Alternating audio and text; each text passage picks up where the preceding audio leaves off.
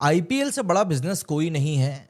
अगर इस बात को मैं नहीं भी मानता था तो ये सीएसके ने जो जडेजा का ट्रेड किया है ना, उसके बाद मेरा इस बात पे यकीन हो गया है कि आईपीएल में इमोशंस की कोई जगह नहीं होती है। भले ही जडेजा इस ट्रेड के लिए तैयार हो ना हो वो एक अलग बात है, लेकिन जडेजा को सीएसके ने हटा दिया और वो टोटली एक बिजनेस पॉइंट ऑफ व्यू से लिया गया डिसीजन था।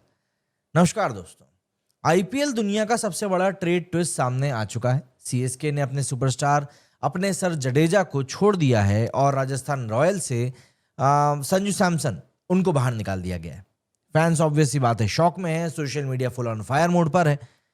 लेकिन इन सब चीजों के पीछे का असली कारण क्या है, आज उसी बारे में हम लोग बात करने वाले हैं और उसी तरीके से समझने की कोशिश करेंगे जिस तरीके से आप समझना चाहते हैं।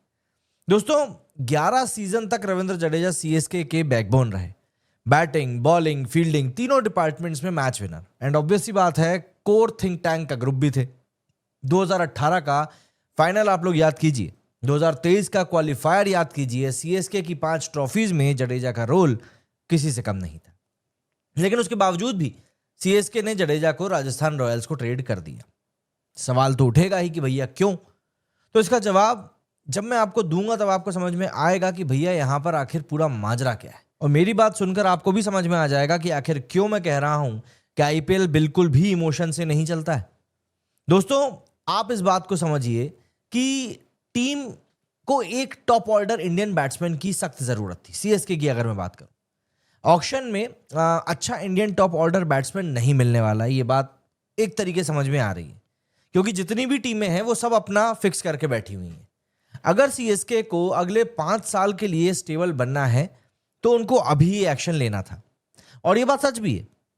सीएसके के अगर हम लोग करंट बैटिंग ऑर्डर को देखें तो ऋतुराज, दुबे, रहाणे जो ऑब्वियस ही बात है जाती हुई डोरी पर है।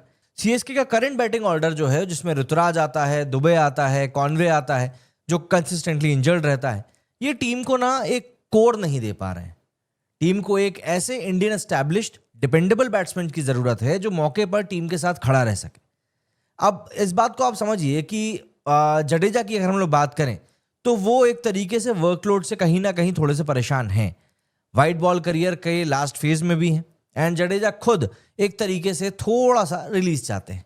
ऑब्वियस ही बात है, नई टीम में जाएंगे तो एकदम से वर्कलोड नहीं बढ़ने वाला है। मतलब दोस्तों, जडेजा भी कहीं ना कहीं अपने फ्यूचर को लेकर कुछ बातें सोच रहे थे एंड सीएसके ने उनके साथ म्यूचुअल डिसीजन में ये ट्रेड फाइनलाइज किया। कोई प्रेशराइज वाला सिचुएशन नहीं था। अच्छा, सीएसके का सबसे बड़ा डर भाई उनको फ्यूचर के लिए तैयार होना है। टीम में कुछ सीनियर प्लेयर्स अपने करियर के लास्ट फेज में, ऐसे में अगले 3-4 साल के लिए एक सॉलिड इंडियन कोर बनाना ही होगा, और संजू सैमसन यही डिलीवर करते हैं। बंदे की एज 30 ईयर्स है, आईपीएल में 4,500 से ज्यादा रन हैं, कैप्टेंसी में 4 सीजन निकल चुके हैं, बिग हिटर है, फिनिशर है, एंकर है, हर एक रोल निभा सकता है जब बात बैटिंग की आती है। अच्छा, इसके बाद एक बात ये आ जाती है कि सिर्फ भैया संजू सैमसन ही क्यों। तो देखिए, सीएसके का विजन इस समय 2026 से 2030 को लेकर है।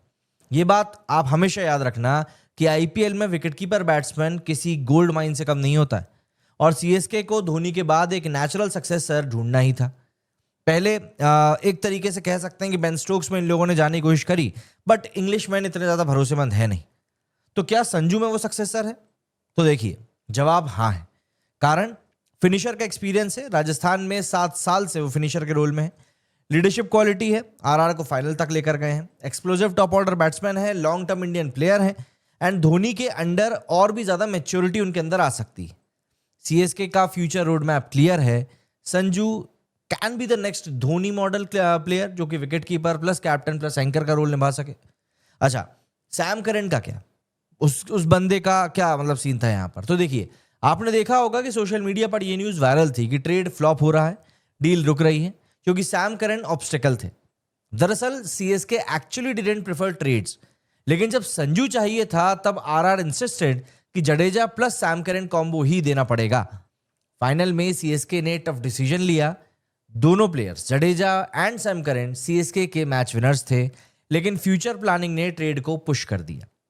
अच्छा, फैंस ऑब्वियस सी बात है शॉक्ड हैं। सीएसके का एक इमोशनल ब्रेक पॉइंट भी निकलकर सामने आया है, क्योंकि जडेजा का जाना कहीं से कहीं तक भी नेचुरल नहीं था, बल्कि टोटल हार्ट ब्रेकिंग था।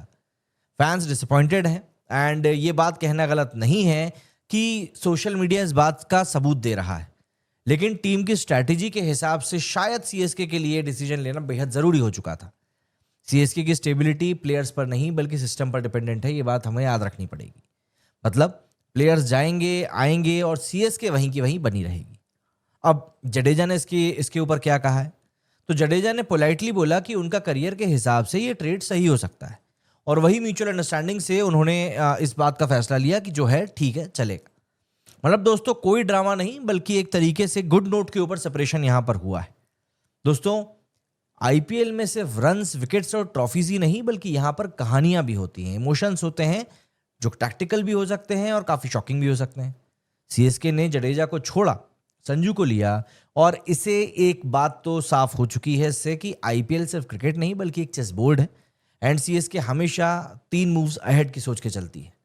अब आप लोग कमेंट्स में जरूर बताइएगा कि क्या सीएसके ने वाकई में सही किया एंड क्या संजू सैमसन को फ्यूचर कैप्टन आप सीएसके के लिए देखते हैं।